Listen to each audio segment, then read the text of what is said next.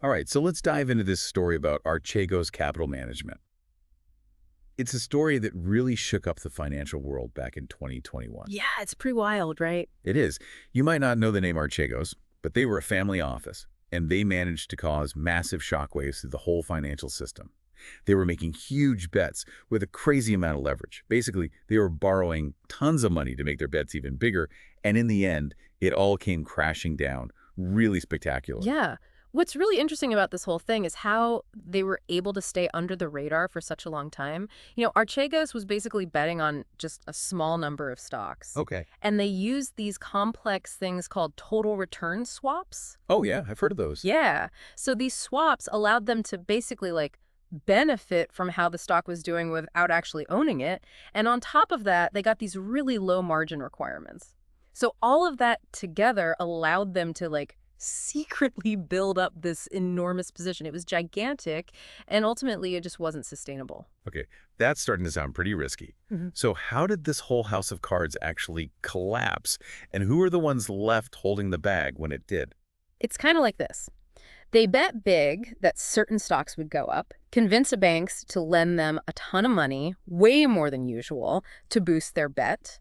But when those stocks started to drop, Archegos couldn't cover their losses. It led to a margin call. Right. And the banks suddenly realized, oh, wow, they're leveraged way more than we thought. So they were forced to sell off those stocks super fast to try and get their money back. Ouch. That sounds like a fire sale. Hmm. So who exactly were these banks, these counterparties caught up in this whole Archegos web?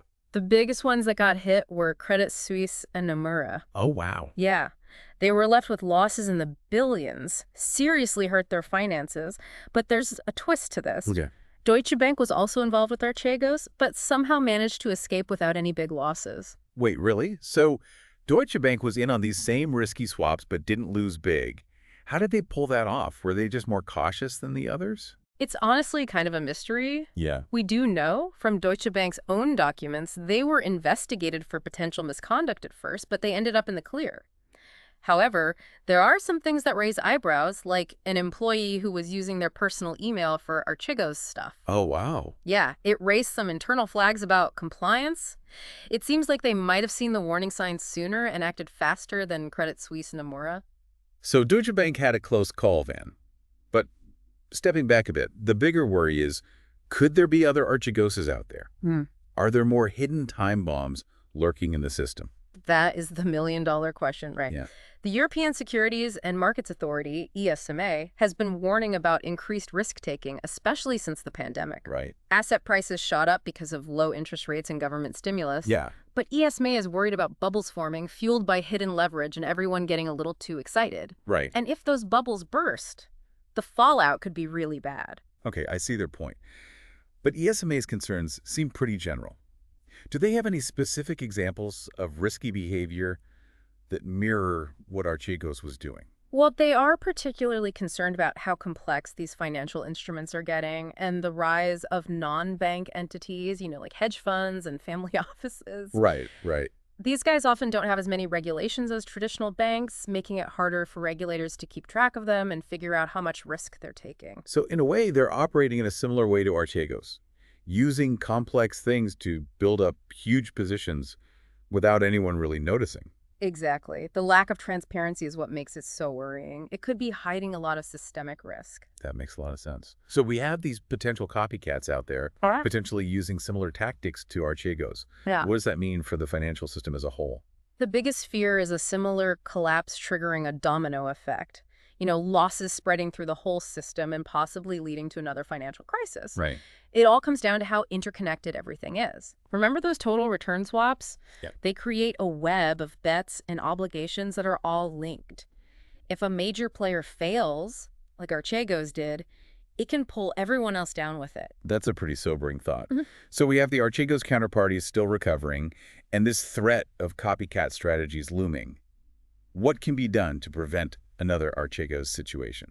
Well, regulators are starting to pay attention. Okay, good. They're looking into ways to increase transparency, make regulations stricter, and maybe even put limits on how much leverage these non-bank entities can use. That makes sense. But how can they keep up with all these new financial strategies that are constantly changing? It's like a never-ending game of cat and mouse. It really is. That's why they're also looking into new tools and technologies like artificial intelligence and machine learning to help them analyze all that data and identify potential risks before they become a problem. So it's all about staying ahead of the curve, using tech to monitor the market and spot those warning signs early on. Okay, so we've got a lot to unpack here. We've talked about who got caught up in the Archegos mess, explored the possibility of copycat strategies, and looked at how regulators are responding. But there's still more to uncover. Yeah. Stay tuned as we delve deeper into the aftermath of the Archegos collapse and what it all means for the future of finance. Sounds good. Welcome back. You know, as we're going through all this with Archegos, it's becoming clear that this wasn't just like one hedge fund messing up. It's like this episode showed us these cracks in the system, you know? Yeah. And those cracks could easily be used by others who want to do the same thing Archegos did. Right, and we talked a bit about ESMA's concerns with those copycat strategies, but I think we should go deeper. Like, what exactly makes them so worried about another Archegos happening? One of their big worries is how fast the non-bank financial sector is growing. So like hedge funds, private equity firms, family offices. Yeah. These guys often operate with way less oversight compared to regular banks. So they're kind of like the Wild West of finance then, huh? Less scrutiny, fewer rules. You got it.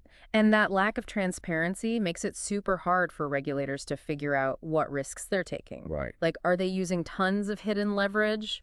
Yeah. Are they betting too much on just a few things? It's a black box, basically. Yeah, and that lack of transparency was a big problem with Archegos, right? The banks that lent them money didn't really know how big their bets were. Exactly. The banks knew there was leverage, but they didn't know how much they were relying on Archegos' own reports, which we know weren't totally accurate. Right. This gap in information created a huge blind spot for everyone involved, the banks and the regulators. So it seems like we need to address this transparency thing to stop another Archegos. How do we shine a light into that black box? One idea that's been floating around since Archegos collapsed is to get everyone on the same reporting schedule. Right now, different financial institutions have different rules about when and what they have to report. Right. So it's all over the place. Right. Yeah. It's hard to piece together the whole picture. Yeah, so it's like trying to understand a story, but everyone's telling different parts at different times. Exactly. If everyone reported at the same time and with the same level of detail, Right. regulators could get a much clearer view of what's happening in the market. Yeah. They could spot problems before they become systemic threats. Okay, more transparency is key, but what else can we do to stop these copycat strategies from blowing up the system? Leverage is another area that needs some attention. Right. Archegos got so big and risky because they were allowed to borrow so much money. Some experts are saying we need stricter limits on how much these non-bank entities can borrow. I see your point, but wouldn't that slow down innovation? I mean, a lot of financial strategies use leverage to some extent. True, leverage can be a useful tool, Yeah. but it's also dangerous if not handled carefully. Yeah. It's like fire. You need it, but it can get out of control. Mhm. We have to find the right balance between letting things develop and preventing the kind of risk-taking that could wreck the whole system. And let's not forget Deutsche Bank. Right. They were involved with Archegos, but didn't lose much. Yeah. Is there something other banks can learn from them? I wish I had a clear answer for you. Unfortunately, how they got out of it is still a mystery. Yeah. It seems like they might have spotted the risks sooner and acted faster than Credit Suisse and Nomura. Okay. Maybe their risk systems were better, or maybe they were just lucky. Who knows? Yeah. But their story definitely highlights how important effective risk management and due diligence are, Yeah. even when you're dealing with sophisticated players like Archegos. Absolutely. Banks need to be constantly evaluating who they're working with, testing their portfolios, and asking tough questions. It's better to be safe than sorry, even if it means missing out on some business. Couldn't agree more. Okay, so transparency and leverage are key things to focus on. But is there anything else that worries you about the possibility of another Archegos? One thing that's especially concerning is how interconnected the financial system is. Okay. These days, everyone's linked through all these complex derivatives and stuff, so if one area fails, it can quickly spread everywhere. Like a domino effect. Yeah. One tile falls and the whole stack comes tumbling down. You got it. And that's what makes systemic risk so hard to manage. Right. You can't just look at individual institutions. Right. You have to look at the whole ecosystem and how it all fits together. So what can we do about this interconnectedness. Hmm. Can we reduce the risk of that domino effect? That's the million-dollar question. Yeah, Some experts think we should simplify financial instruments so they're easier to understand and regulate. right. Others think we need stricter capital requirements, so institutions have to keep more reserves in case of a shock. Right. There's no easy answer, but it's something we definitely need to be discussing. So we've got this web of interconnected risks, potential copycats out there, and regulators trying to catch up. Yep.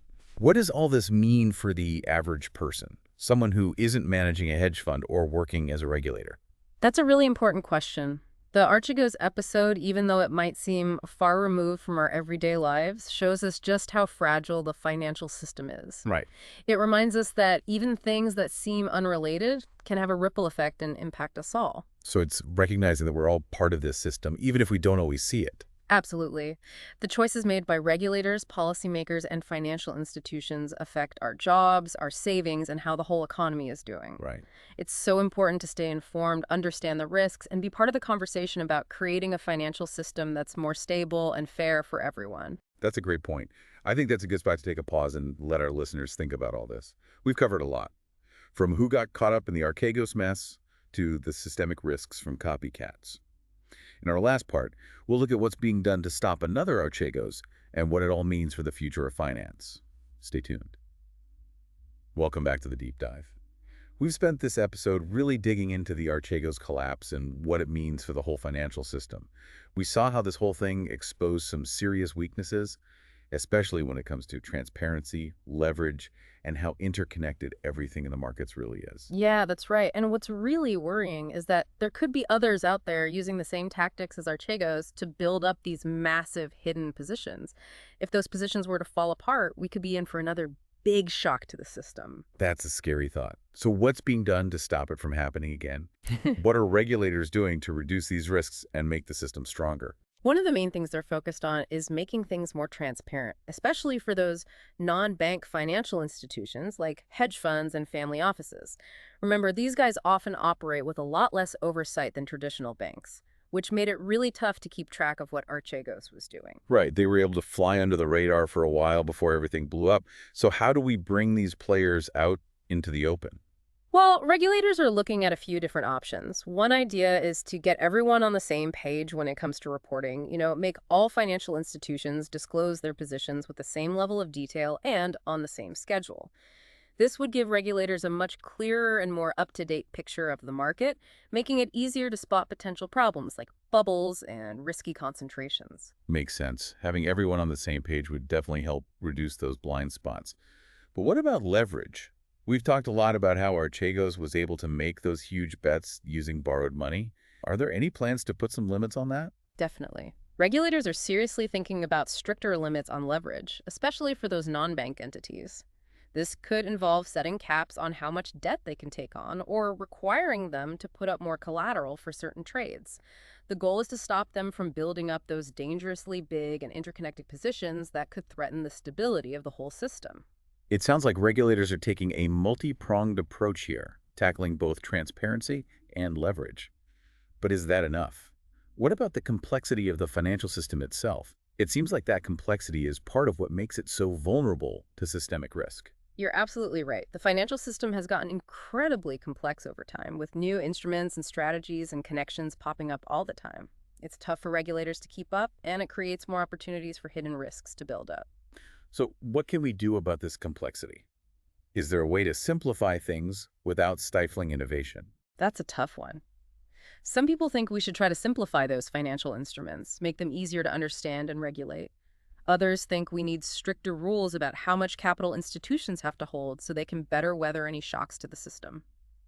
There's no simple answer, but it's a conversation we need to be having. And let's not forget the human element here. After all, it was a series of decisions made by people that led to the Archegos collapse. What lessons can we learn from this about the importance of having the right risk culture within financial institutions? Yeah, that's a crucial point. The whole Archegos story shows us that even with sophisticated risk management systems in place, human judgment still matters a lot. Banks need to create a culture where people are encouraged to speak up if they see something that doesn't look right, even if it means challenging the way things are usually done or questioning those in charge. So it's about creating an environment where people feel comfortable raising concerns, even if it's not easy. Exactly. It's about creating a culture of accountability where everyone understands how important risk management is and feels empowered to help create a safer and stronger financial system. Well, I think we've covered a lot today, exploring the ins and outs of the Archegos collapse, the systemic risks it brought to light, and the steps being taken to prevent something like this from happening again. It's a good reminder that the financial system is always changing, and we all have a part to play in making sure it's stable and fair. Absolutely. The Archegos saga is a valuable lesson, reminding us that even events that might seem far removed from our daily lives can have effects that ripple out and touch us all. It highlights how important it is to stay informed, understand the risks, and be part of the discussion about how to build a financial system that's more resilient and equitable for everyone. Thanks for joining us for this deep dive into the world of Archegos and systemic risk. We hope this exploration has given you a better understanding of these complex issues and maybe sparked your curiosity to learn even more. Until next time, keep diving.